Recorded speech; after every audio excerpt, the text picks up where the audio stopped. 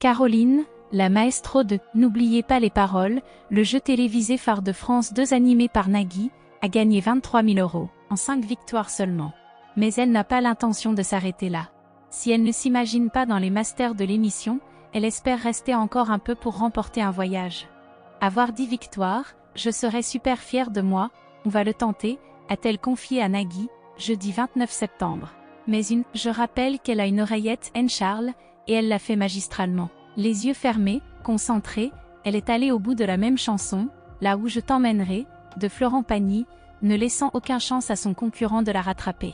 Mais, pendant que Caroline chantait, un détail n'a pas échappé à Nagui. Je précise un truc très important, parce qu'il y a des gens qui vont s'étonner d'un tel comportement.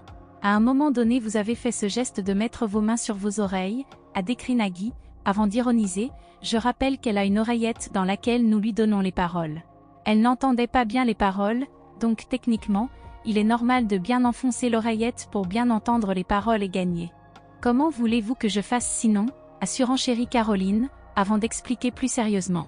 Désolée, des fois, j'ai besoin d'entendre dans ma tête. Se moquant des accusations de triche dans N'oubliez pas les paroles, le mari de Mélanie Page a ajouté. Je rappelle également que la Terre est plate et que nous sommes dirigés par les reptiliens. L'animateur vedette des jeux télévisés est né à Alexandrie, en Égypte. Nagui est le fils d'un Égyptien, professeur de littérature française, et d'une franco-italienne professeure de français. Toute la famille quitte le pays, alors qu'il n'est encore qu'un enfant. Il s'installe définitivement à Cannes, où Nagui va grandir. Il obtient un bac C et s'inscrit en faculté de sciences. Mais il a un autre centre d'intérêt depuis la fin des années 1970, il participe à des radios pirates. En 1981 il commence HC, mais finalement arrête ses études pour se consacrer à sa passion. En 1983 il fait ses débuts sur TMC. Après un bref passage sur Chic FM, sa carrière décolle grâce à RTL qui le recrute en 1988. Il devient célèbre en animant, en 1990, sur la 5 le jeu que le meilleur gagne.